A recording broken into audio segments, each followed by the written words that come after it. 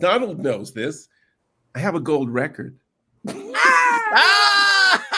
That was good.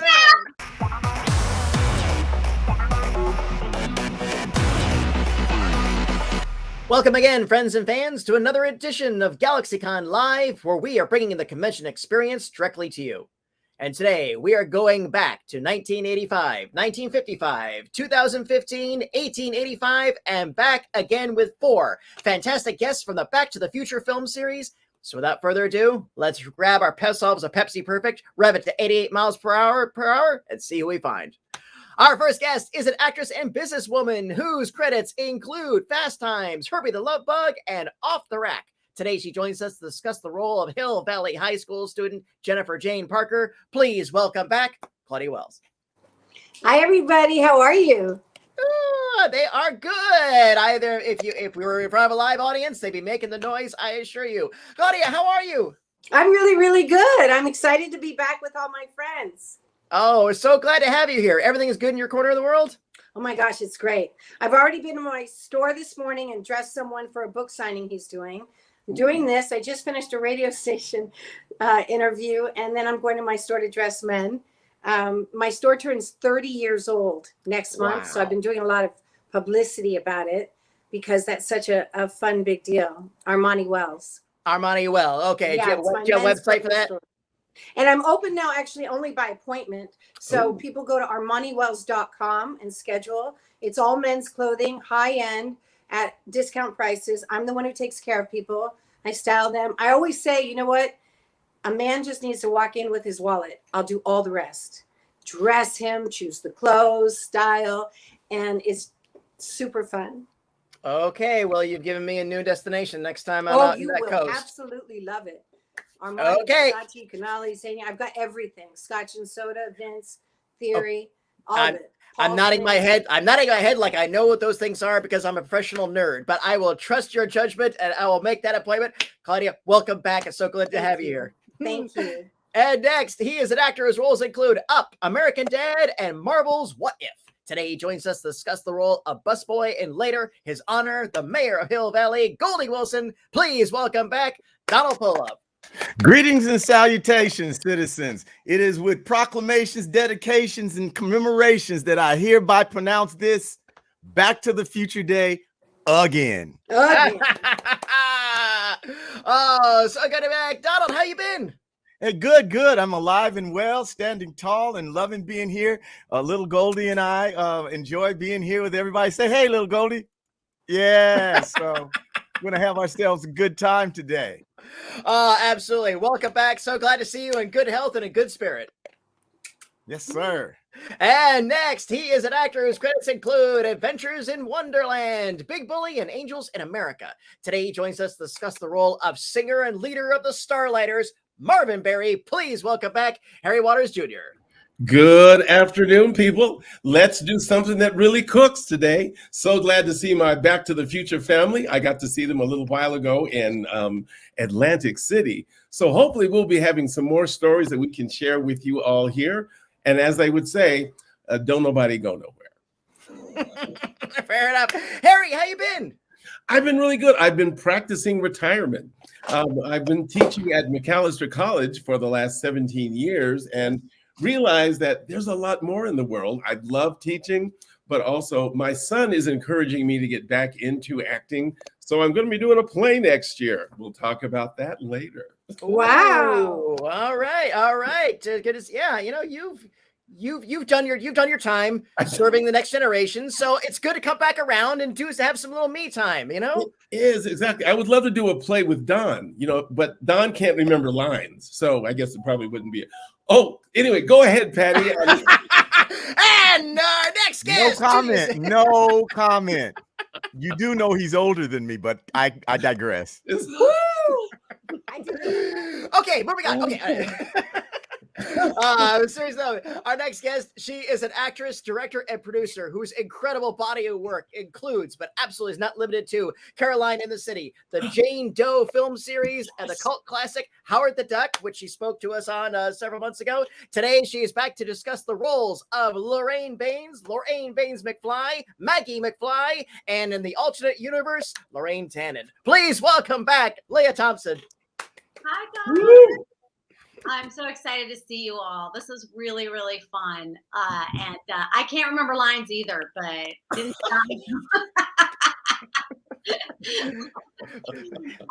And as a director, you could yell at actors for not knowing theirs. No. I never do. I have a lot of empathy. So no, I just did a movie for Hallmark, a Christmas movie called Next Stop Christmas with Chris Lloyd. Oh, Apparently nice. it was very highly rated. So Who's and it that was guy? fun fact, it was my 7th movie with Chris Lloyd, and we have never actually directly spoken to each other in all those films. That's amazing. Wow. I mean, it's just like kind of insane. I think we need to do a love story next, like, you know, kissing and all that. Oh well, that's it's kind of weird. And again, it amazes me that people to this day still think that when you work on a film that everybody's just off to the side, like like backstage at a play, just like wait to say, oh, it was like working with this person. We didn't. I never met there Harry or same day. Claudia on the film ever. No, I didn't even meet you till the party, the 20th anniversary. And that's what I think I met you after that. Didn't I, Harry? I met 25th. Dawn at the party at the Enchantment Under the Sea dance. Well, I didn't never work with you, Claudia, but I worked with the other guys. When did we meet? I think we met at the premiere on July 3rd, 1985. I can't I even remember you were so lines, cool and you were dancing and you just knew what you were doing. And I was like, I wish I was like that. So Leah, let me ask you a question. Once you do a Hallmark movie, don't you become one of their crew and you're in like all their movies? Have you noticed that? Well, the Jane Doe movies, I did 10 of them. I think I like wore out my welcome after that. I actually watched those movies. They still have a whole day. They'll start them at 7 a.m. and finish at 11 in the night. I'm like, really? That was like 15 years ago, guys. Okay, where's my residual? Hang on. I was a huge fan showbiz for Caroline in the City. I forgot about that. I loved that show. You have a good memory. I don't. Oh, it was so funny. You don't have to. We've got it all. It was like Seinfeld before Seinfeld. Wow. Me too. We lost Don. Oh, He'll be back. There he is. Poof! It's magic. Ta-ting. Well, friends, once again, thank you for coming back to the GalaxyCon virtual stage. And we are actually good to go on audience questions. So we can skip my capricious curiosity and go right into what our audience is curious to know. So let's go ahead and roll our first one. And this comes from Christy, who wants to know, what is your, I'll slightly rephrase this. What is your favorite piece of Back to the Future memorabilia that is in your possession? That is hysterical. I will take this answer first because just out of the clear blue sky, Christy, you must be clairvoyant because I went downstairs and for the hell of it, I went and got Goldie Wilson's original gold tooth. Whoa! You got to keep that? Well, I mean, it was designed for my mouth. Who else was going to have it? Yeah. True. Quick story about it. The makeup guy on Back to the Future was named Ken Chase, and Ken sent me to his dentist, his Beverly Hills dentist, and they made a mold of because what they tried to do at first was paint the tooth, but it wouldn't read on camera. So they sent me to his dentist, and he made a mold of my tooth and a gold cap. And that is the gold cap. So great question. I still have my pink prom dress. You do? Really? Oh, wow. And the shoes and the bracelet and the bustier. For some reason, I don't have the crinoline that was underneath it. But yeah. Do you have it on a mannequin or is it just hanging up God. or folded somewhere? No, but every once in a while, my daughters get skinny enough and they're like, can I wear it for Halloween? And I'm like, no. Oh, no, that's really, really special. Does the bustier still boost? It still does boost, but I can't get it on. Let me tell you. I remember my mother was so scandalized during the dance because she came and there were all like 150 extras all dressed up, and I'm wandering around in just the bustier and the crinoline, and my mother's like, "You're in your underwear." Yeah. My dress is too tight. I can't wear it. I didn't care. That's very cool. It just looks So- like Madonna, you know. It You were was. before that. You were ahead of your time. In Remember when 1955. Madonna was wearing that in the 80s, just like Oh, Bruce Willis absolutely. and Cyndi Lauper and the like underwear from the 50s. Cindy You were in Lauper. style. How about you, Harry? What do you got? Cocktail flyer. I was only there for a moment. So Mhm. as I always say, I had like a 3-minute segment in this major thing that you all like got to celebrate. So the jacket that I was wearing, I've actually had the person in my costume shop at McAllister College remake me one that I get to wear to events. So right. people are very happy when it looks like I dressed up. It's like, it's not 35 years ago, but this is a jacket that's just like the one in the movie. So we've been able to make that. I always have my hand usually bandaged, but the blood's dried today, so I scraped it off. I didn't think to save anything because it was I just had such a great time and having fun, and then I got to leave. You didn't save one of those big giant joints? What they had? They were clove. They were like the anyway. Did they put? Oh wow, did that's they right. put, You're a mint in reefer that? addict. I'm a reefer addict. Yeah. I But now saved the it's a cocktail new flyer. century, so you can be a reefer addict, I guess, and it's okay. I'm in Colorado right now, so So, You're so gonna be the visiting future, friends later. future was told. This movie keeps on exposing the future.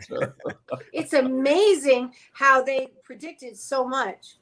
But back to the clock tower flyer, I have a copy of the exact flyer, and it was my handwriting on the back.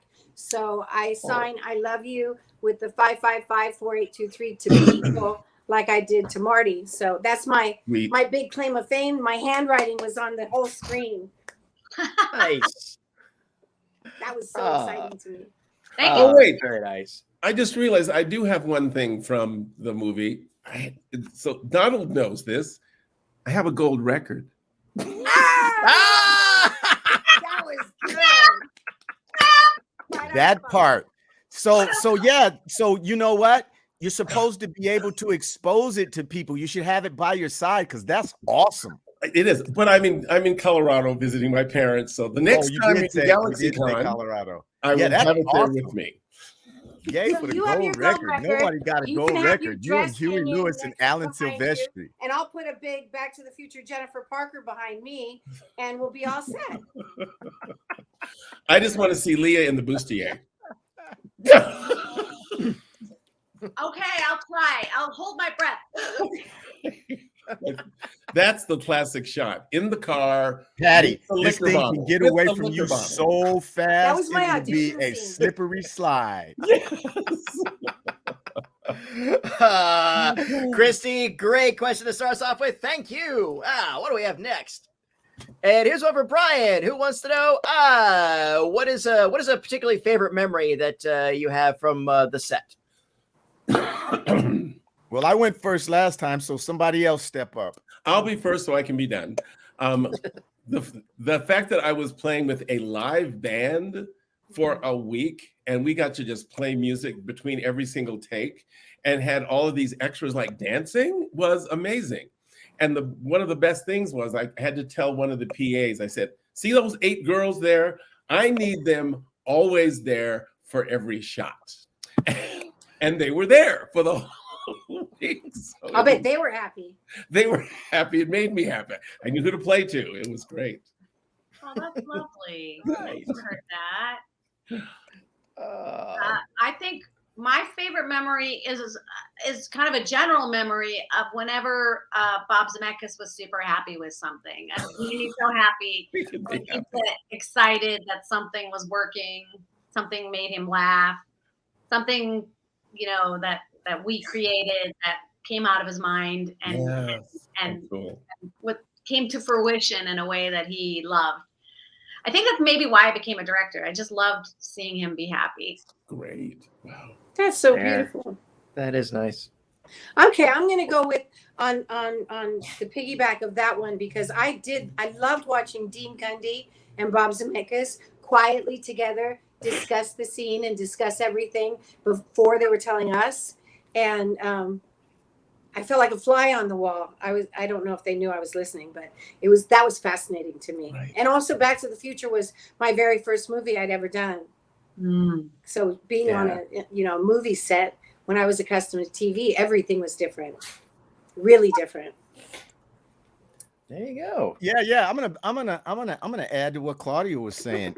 A lot of my stuff was like really superficial because I was like, holy cow, here I am on this movie set, like a major Spielberg. budget movie set with Steven Spielberg and Robert Zemeckis and Michael J. Fox. So that was the first thing. Okay, this is surreal. Yes. Now we get to the parts that I remember. I remember having big ass shrimp for shrimp cocktails. They were the biggest at that point in my life. Those were the biggest shrimp I had ever seen in my life. Second thing, Michael J. Fox and I played handball. I thought that this was the wildest thing in the world. Here I am playing handball with Michael J. Fox on this movie set. And there was one more thing. Oh, yeah. And who is this girl, Leah, with this big ass mobile home trailer? It wasn't my first film. Actually, I think I shared a trailer with Michael because I remember like one of the first. You did, but it was still big as shit. I've never seen. Excuse me, but I've never seen anything like at that point. I never seen because I had a dressing room and it had a bathroom, and I thought I had arrived. A honey wagon, yeah. Yeah. Remember that? Well, these girls in this neighborhood, they TP'd our whole trailer. They like crepe papered it so that Michael couldn't get out of the room. And I was like, who is this guy? It was one of the days I was like, he must be famous. Like I never watched TV. So That's I was like awesome. trying to get out my door and there was like TP all over it. It's funny. That's a great story. There you go. Brian, great Yeah. question. Thank you for Thanks, that Brian. one. Yeah, what do we have next? And here's one from Kevin. If you could write a story arc for your character, what would you like it to be about? Wow. That's a deep question. Thank you, Kevin. Very deep. I think my story arc was pretty awesome. I can't really think of a better one. Yeah. I think Yeah. you guys could have had a bigger story arc. So you take it away. I mean, as time and history has proven, my story arc was really small. There were some things that were supposed to have been in there but because of budget restraints, that were taken out.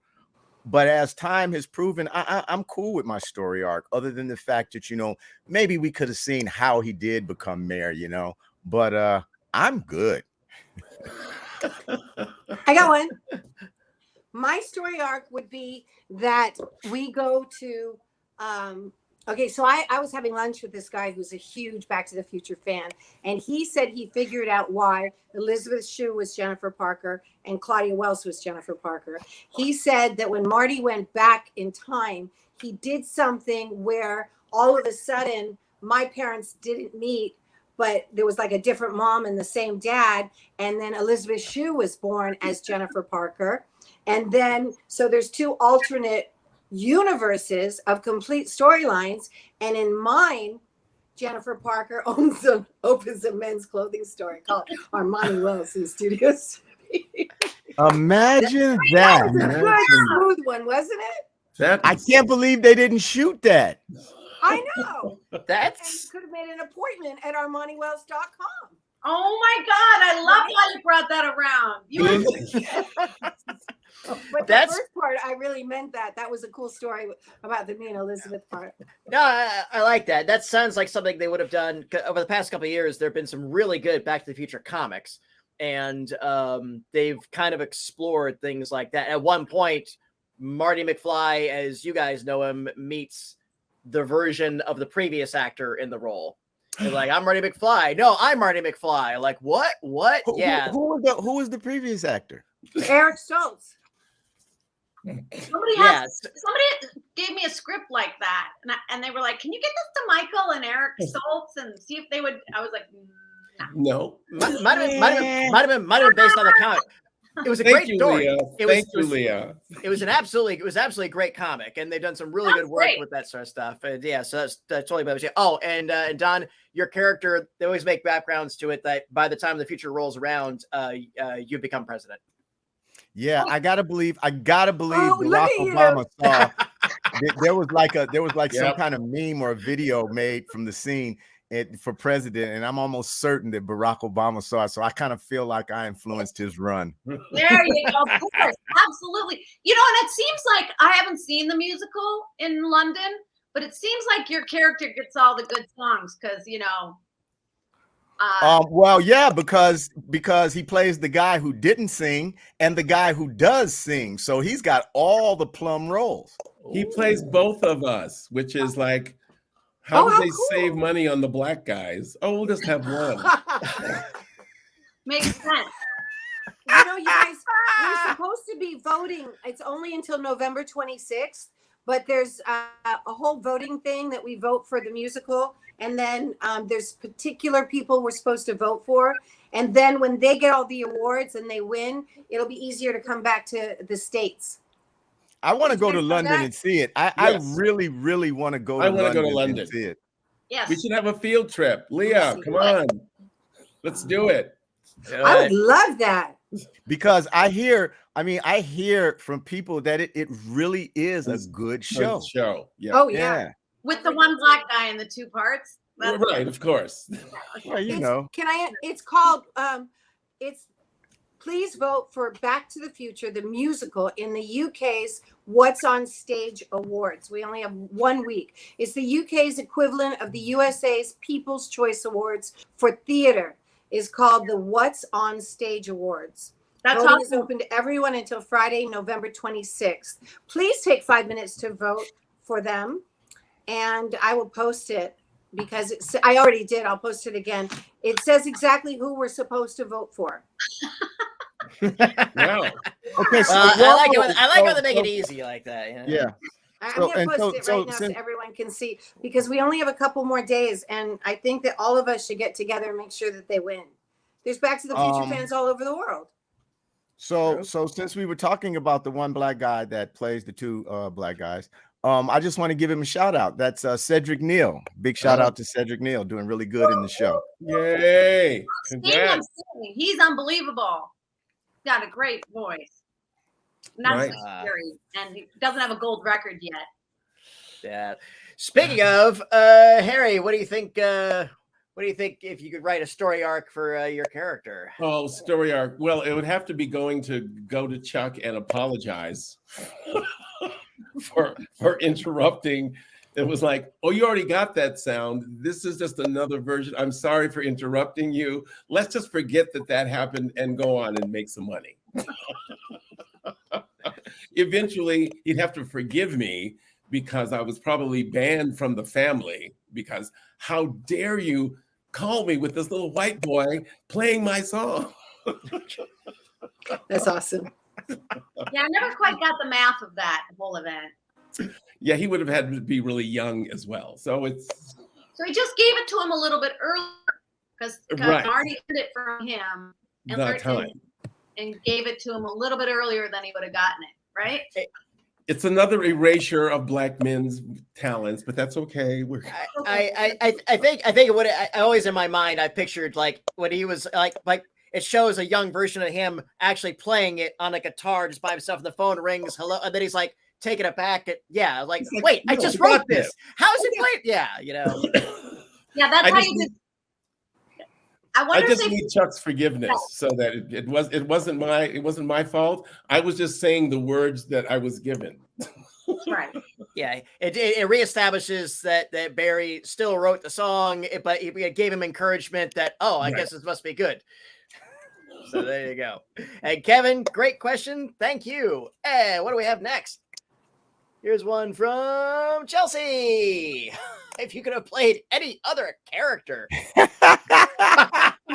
would it be? And Goldie why? Wilson. I'd be Goldie Wilson, of course. And I would have a gold album. There you go. I'd like to play Biff in Back to the Future 3. That was a great part. Yes. Ooh. Ooh, and I want to do the Mary Streamberg part. Oh yeah, that was a great part. That was a great role. Very Love much. that idea. I don't Very, remember. very, No, very but much. actually, if I could be someone, I would like to just live inside Christopher Lloyd's madness for maybe a Oh. day. Maybe just a day would be enough. But what is that like to be that prolific, but also that intense? So I'm in awe. He's a He's really good amazing. actor. Yes. Yeah.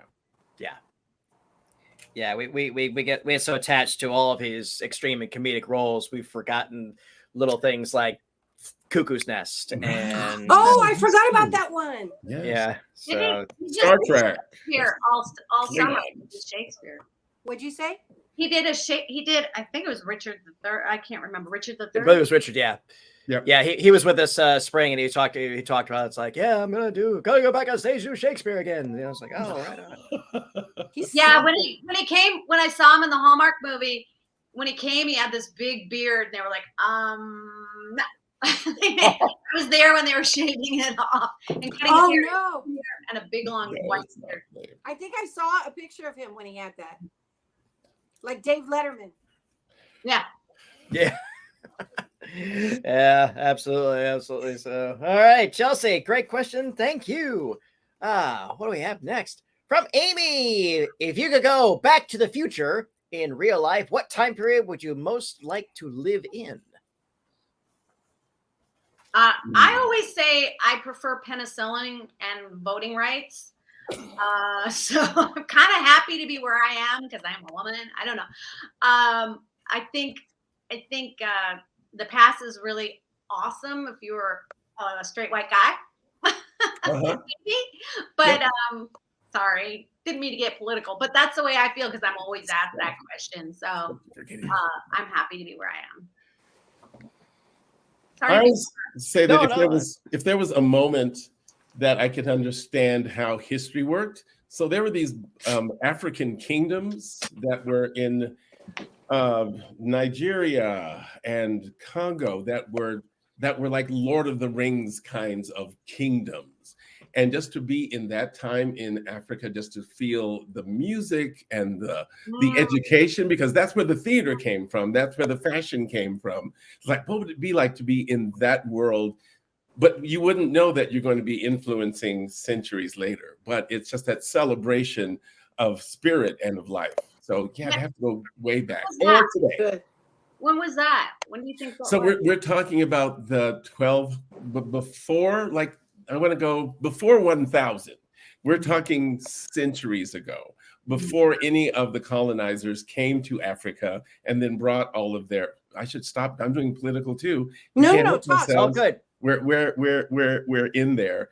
It's like, how are things taken away from you when they were yours and then being called something else and you're not given credit for those? I think all of us, even as artists, have been in those situations where we've crafted something and then someone else gets the credit.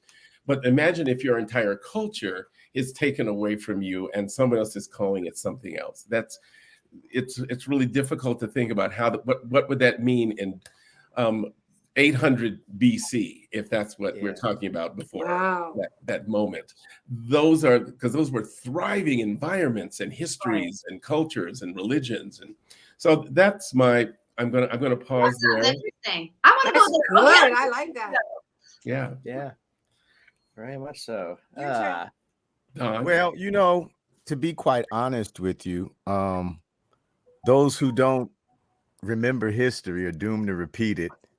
So I would like to go probably a few centuries in the future to see where human nature has taken us, because since the dawn of time, human nature has been human nature. There have always been these versus them, those versus conquerors, so on and so forth, all throughout. But within the last 120 years or so, technology has taken a giant leap. So the amount of technology that has taken place since the Wright brothers and the space station is such a compressed period of time over the whole human spectrum that 300 years from now, as technology has advanced rapidly, I want to see where human nature has taken us and if they've blown it. I love your hope. That's awesome. Yeah. Very Do much you so. do you think we'll be around in a few centuries? No, I'm not. Oops, I'm going to be dead in 25 years. I think we might be living on in space because the population it'll just keep increasing. We're gonna have to find other places to live. When I was in grammar school, there was people from the space station area in Northern California, and they visited us, and they said that when we grew up, we would have options of going to the moon on the weekends, of living in towns that they built in space. And I'm still waiting for that. I'm still waiting for my jetpack. And there are a lot of people that are still waiting for flying cars. Sorry. Yeah. You know, I have a different answer though in terms of where I would go, because I don't want to ever go to the past and repeat anything. I just like that it happened and let's move on. But I would love to have been a lab assistant technician to my father when he was researching tropical diseases in other countries. I would have loved to have been that. That's so sweet. Wow, nice. I like that. And let's go ahead and roll another one. And here's one from Lisa, known as #1 Trek fan. What is your favorite part about having been a part of the Back to the Future phenomenon?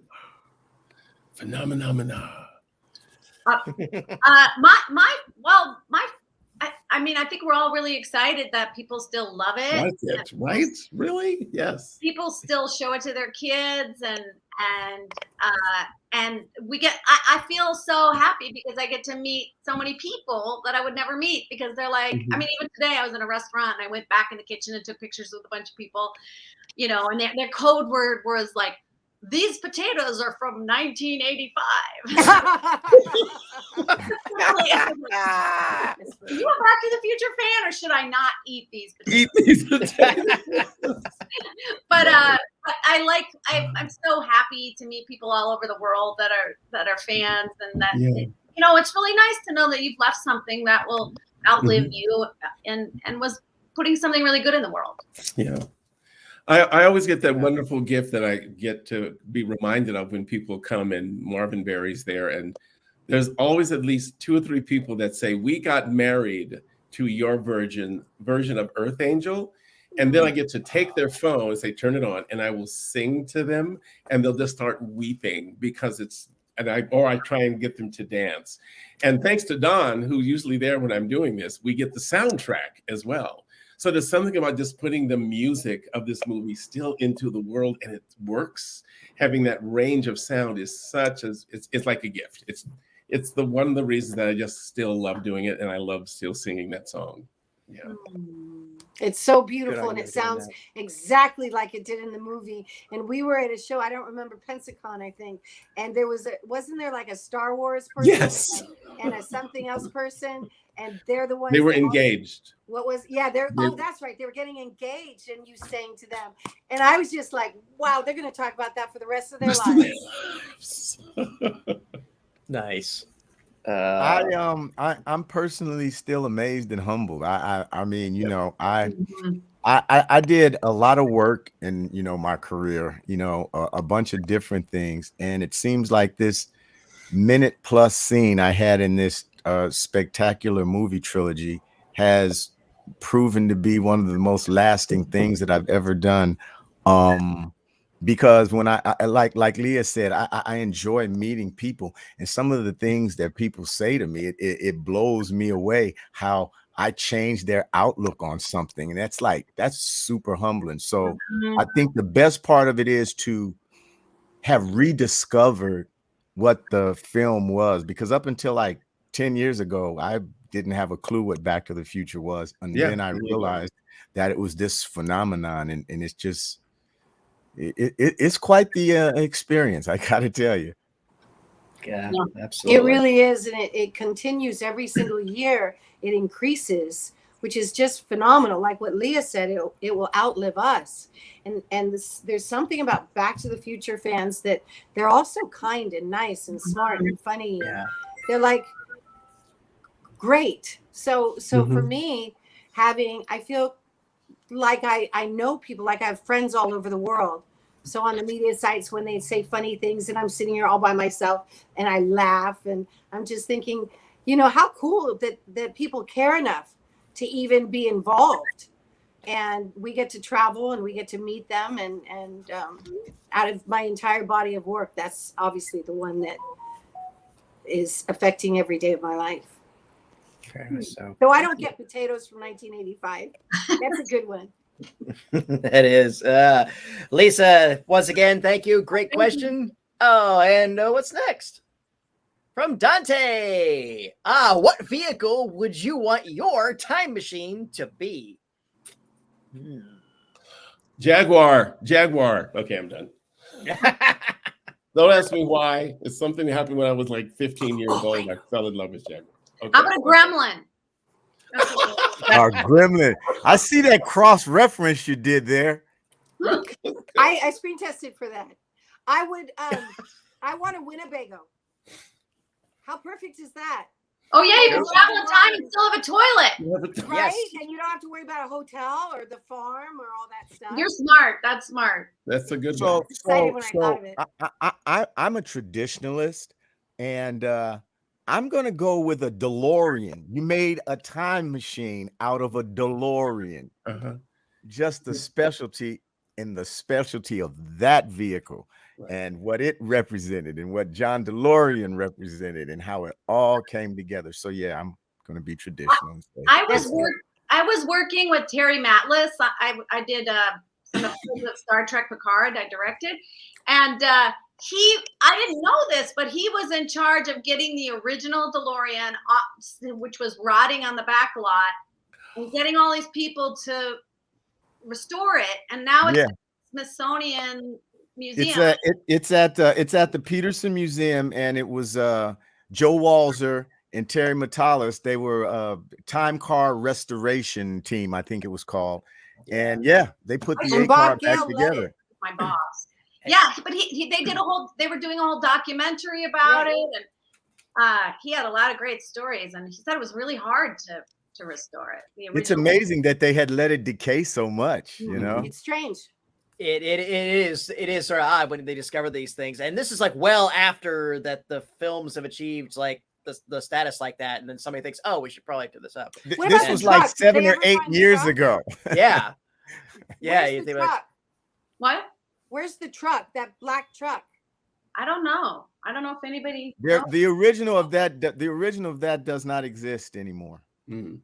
Now you all have to know also that Donald is a car aficionado, and it is something that he lives and breathes. So the fact that he has he probably has dates as well as locations of all these things and how they work together. So I'm always Dr. Fullilove to me is like quite impressive. So it takes us back to another question about, this Back to the Future thing. When I go to these Comic-Cons and I meet these people and stuff, they tell me stuff that I didn't have a clue about. Wow. And then I investigated and I'm like, holy cow. So then it goes into my knowledge base and it looks like I know stuff. Well, you mean movie trivia? Well. What? Like what? Do you mean movie trivia? I mean Back to the Future trivia. Right. That's what I meant. Yeah. Not even trivia, just knowledge of things in the trilogy.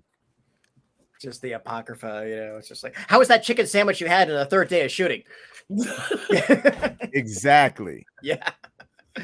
Yeah, it's funny too. I have a friend of mine who has a replica Back to the Future DeLorean, and I asked him recently, like, are there more DeLoreans that have been converted into a Back to the Future DeLorean than actual original untouched DeLoreans at this point? And he's like, it's getting there. He says, it's really getting there. They're building time machines. Like you can get a brand new DeLorean.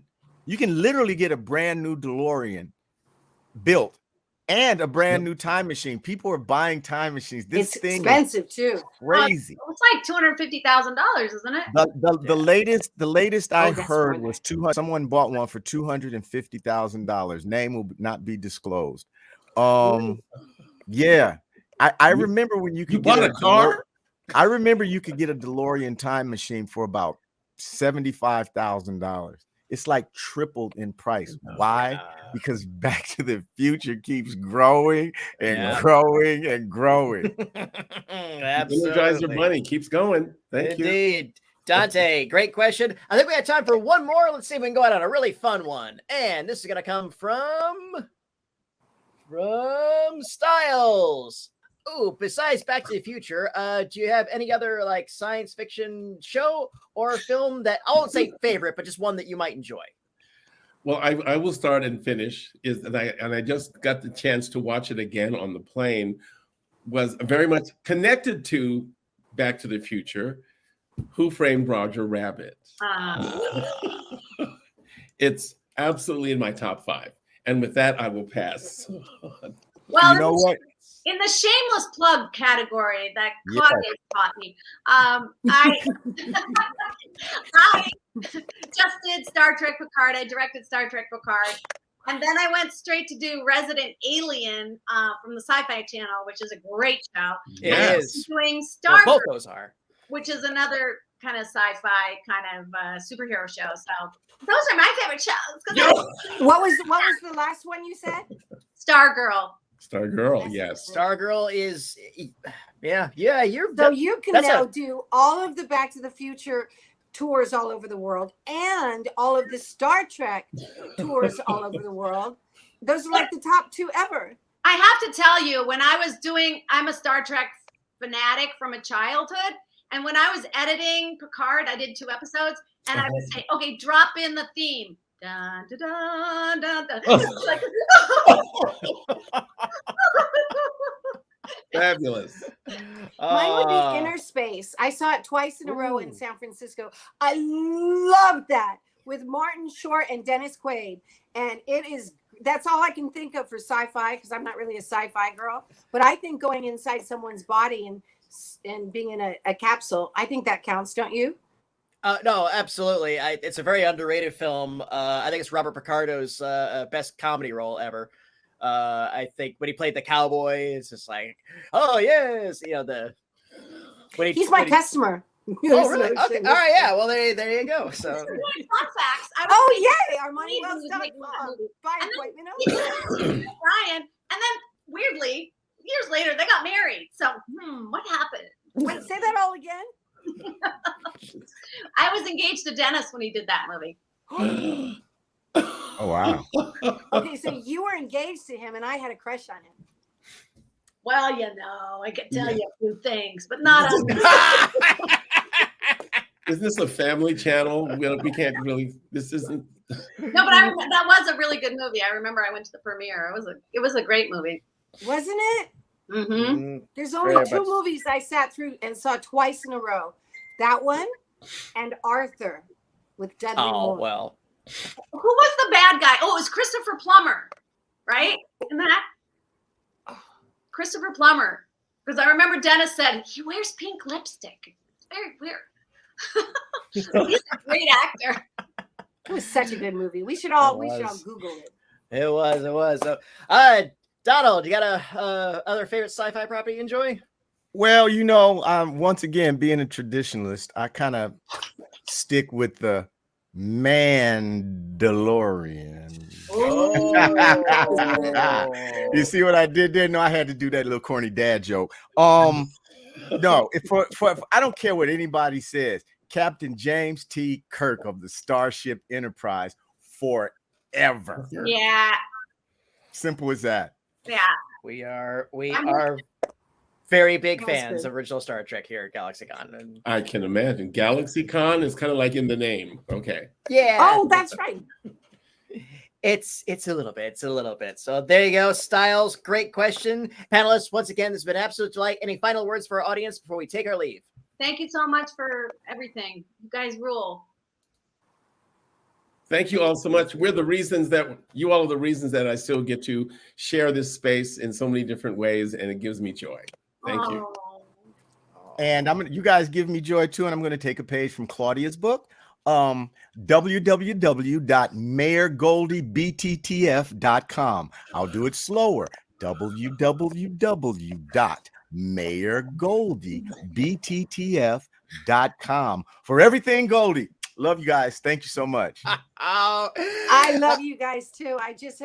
I'm so grateful to everyone for your participation and for the friendliness and the kindness and the funniness. And from a page in my book, I've been doing this live on the Claudia Wells on Facebook.